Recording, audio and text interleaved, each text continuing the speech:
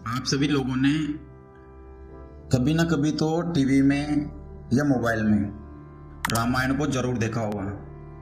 तो रामायण के अंदर जब भगवान श्री राम 14 वर्ष के लिए वनवास पर जाते हैं तो उनके साथ माता सीता और उनके भाई लक्ष्मण भी जाते हैं।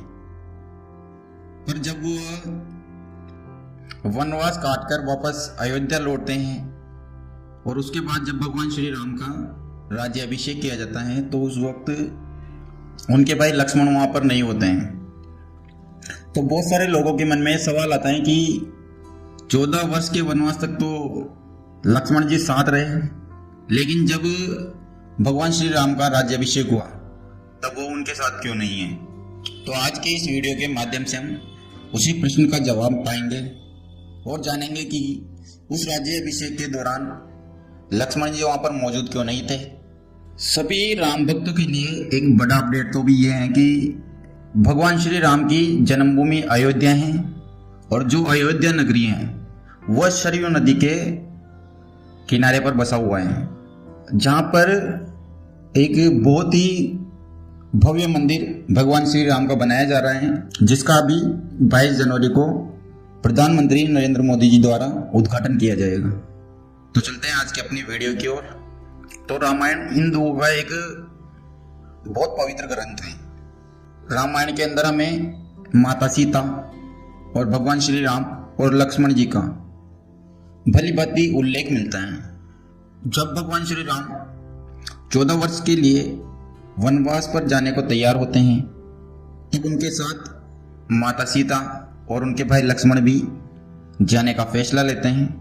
जब भगवान श्री राम और उनके साथ माता सीता और लक्ष्मण जी वनवास में जाते हैं तब लक्ष्मण जी उनकी निस्वार्थ भाव से सेवा करते हैं और उनकी कुटिया के बाहर बिना सोए पहरा देते हैं।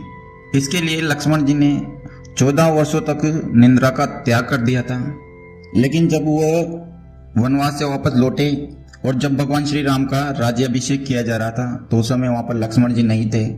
इसके पीछे एक बहुत ही रोचक कहानी बताई जाती है, तो सुनिए वो कहानी।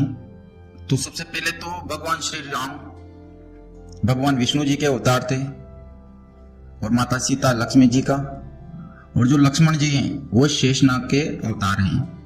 जब ये सब लोग वनवास पर जा रहे थे तो पहले लक्ष्मण जी ने निद्रा को प्रसन्न किया और उनसे वरदान मांगा कि 14 वर्ष तक वो उनकी नींद को संतुलित बनाए रखें ताकि वह अपने भाई और भाभी की निस्वार्थ भाव से सेवा कर सकें। तो इसके लिए निद्रा देवी प्रसन्न हो जाती हैं और उन्हें वरदान दे देती हैं।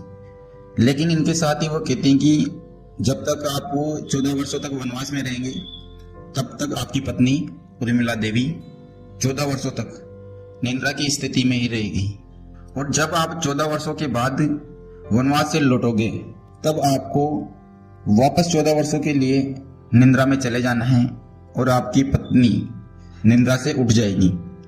तो ऐसा निद्रा देवी वरदान देती हैं। और जब तक लक्ष्मण जी 14 वर्षों तक वन में रहते हैं तब तक उनकी पत्नी उर्मिला देवी राजभवन में सोती रहती हैं।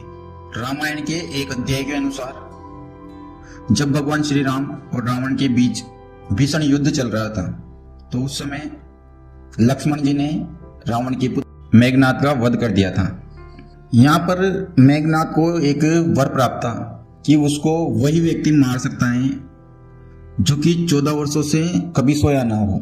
14 वर्षों के बाद जब ये तीनों लोग अयोध्या पहुंचते हैं तो अयोध्या पहुंचते ही लक्ष्मण जी जोर जोर से हंसने लग जाते हैं। तब लोग उनसे पूछते हैं कि आप क्यों मुस्कुरा रहे हो।